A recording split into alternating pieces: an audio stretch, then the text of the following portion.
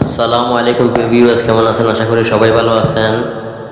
সারা বাংলাদেশে শুরু হতে যাচ্ছে ডিজিটাল ব্যাংকিং সেবা, সেটা নিয়ে থাকছে বিস্তারিত লাইভের বিষয়বস্তু।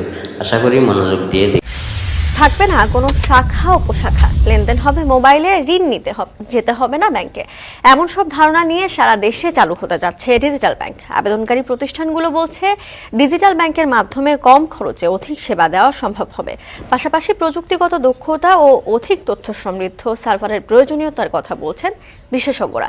একই সঙ্গে বাড়াতে হবে সাইবার নিরাপত্তা। মিজানুর রহমানের ছবিতে আরো জানাচ্ছেন নাজমুস সাকিব।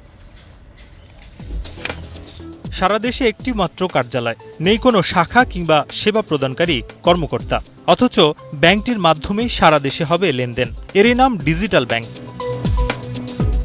ডিজিটাল ব্যাংকের লেনদেন হবে মোবাইল থেকে মোবাইলে, পরিশোধ করা যাবে সব ধরনের বিল, যে কোনো এটিএম থেকে তোলা যাবে টাকা।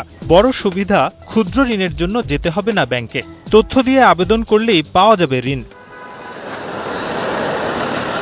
তফসিলি ব্যাংকের জন্য 500 কোটি পরিশোধিত মূলধন প্রয়োজন হলেও ডিজিটাল ব্যাংকের জন্য লাগবে 125 কোটি টাকা। ডিজিটাল ব্যাংকের প্রতি উদ্যোক্তাদের আগ্রহী করতে পরিশোধিত মূলধনের পরিমাণ কিছুটা কম নির্ধারণ করেছে কেন্দ্রীয় ব্যাংক। ডিজিটাল ব্যাংকের জন্য সর্বমোট আবেদন পড়েছে 52টি, আর এসব আবেদন করেছে ব্যাংক, আইটি ফার্ম, মোবাইল আর্থিক সেবাদাতা প্রতিষ্ঠান, টেলিকম, সিমেন্ট কোম্পানি সহ 500-র অধিক প্রতিষ্ঠান। তবে কতটি ডিজিটাল ব্যাংকের অনুমোদন দেওয়া হবে তা এখনও নির্দিষ্ট করেনি বাংলাদেশ ব্যাংক। ডিজিটাল ব্যাংক নিয়ে গ্রাহকদের মধ্যে আগ্রহের পাশাপাশি সংশয়ও আছে। পুরোপুরি প্রযুক্তি নির্ভর হওয়ায় একদিকে যেমন দ্রুত সেবা প্রাপ্তি নিশ্চিত হবে, অন্যদিকে প্রযুক্তি ব্যবহারে যারা পিছিয়ে আছে তারা বঞ্চিত হবে। ডিজিটাল ব্যাংক হলে অনেকেই সুবিধা পাবে না, কারণ যারা তো অনেক মানুষ তো লেখাপড়া জানে না, কম বুঝে, তারা মানি ক্যারি করতে হবে না, তারপর লেনদেন হয়তো বা অনেক ইজি হবে। যারা জানে না তাদের জন্য তো আপনার ম্যানুয়াল ব্যাংকিং সিস্টেম আছেই, মানে একদমই তো ডিজিটাল ব্যাংকিংয়ে চলে যায়নি। প্রচলিত ব্যাংকগুলো অনলাইন নির্ভর কার্যক্রম আগে থেকেই পরিচালনা করে আসছে। তারপরও ডিজিটাল ব্যাংক করতে কেন আগ্রহী ব্যাংকগুলো? এমন প্রশ্নের জবাবে আবেদনকারীরা বলছেন, প্রযুক্তি নির্ভর বিশ্বে ডিজিটাল ব্যাংক ভালো ব্যবসা করবে বলে আশা করা যায়। এতে লেনদেন যেমন সহজ হবে, তেমনি গ্রাহক ব্যাংক ভার্চুয়াল সেবায় যুক্ত হলে ব্যাংকগুলোর পরিচালন ব্যয় কমে আসবে। আরও বেশি জনগণকে আমরা ব্যাংকিং এর মধ্যে কিভাবে নিয়ে আসতে পারি। সো ডিজিটাল ব্যাংকিং এর আরেকটা বিষয় কিন্তু হচ্ছে যে কস্ট কমানো, এবং এই কম কস্টের বেনিফিটটা আলটিমেটলি আমাদের গ্রাহক পর্যায়ে আবার ফিরিয়ে দেওয়া। এই যে কাস্টমারের বিহেভিয়ার, তার বিভিন্ন জায়গা থেকে কিন্তু তার পেমেন্ট বিহেভিয়ার আমরা কালেক্ট করব।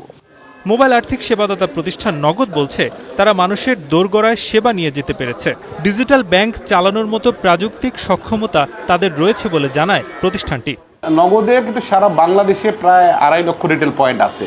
সো আজকে যদি আমরা লাইসেন্স পাই, আমরা কিন্তু কালকে থেকে মানুষকে সেবাটা দেওয়া শুরু করে দিতে পারবো। যদি এমএফএসকে বিশ্বাস করে থাকে, এই 12 বছরে এটা বিশ্বাসটা ক্রিয়েট হয়েছে, ডেফিনেটলি একটা ব্যাংকে এর চেয়ে অনেক বেশি বিশ্বাস করবে। যার আজকে 10,000 টাকা দরকার, সে কিন্তু ব্যাংকে গিয়ে 10,000 টাকা লোনটা অ্যাপ্লাই করতে পারছে না, নিচ্ছেও পারছে না। সো সেই 10,000 টাকা কিন্তু সে মহাজন থেকে নিচ্ছে। সো সে একটা ক্লিকের মাধ্যমে সেই টাকাটা নিয়ে নিতে পারবে।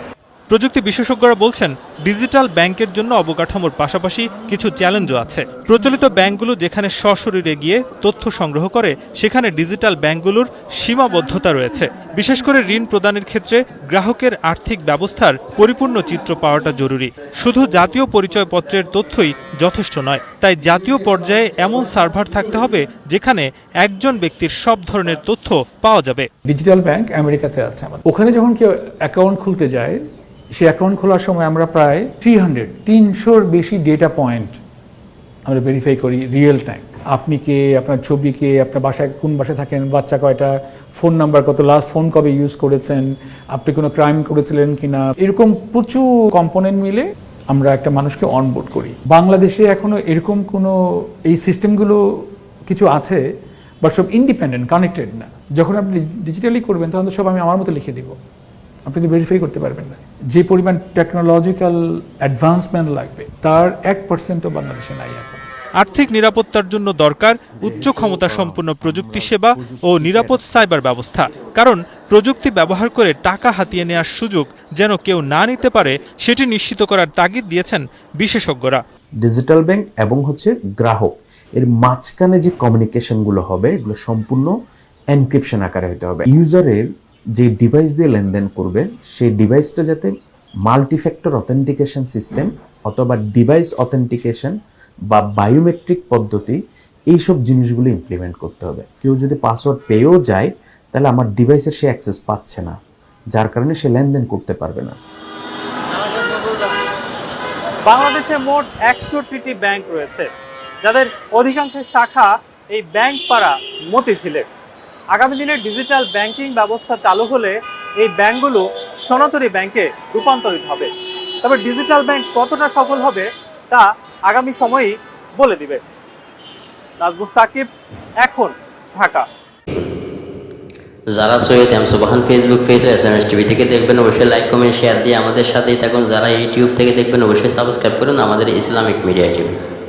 আজকের মতো আমাদের লাইভ এখানে সমাপ্ত ঘোষণা করতেছি। অন্য দিন অন্য জায়গায় অন্য লাইভ দেখার জন্য আমন্ত্রণ জানিয়ে সবাই ভালো থাকবেন, সুস্থ থাকবেন, সবার সুস্বাস্থ্য কামনা করছি।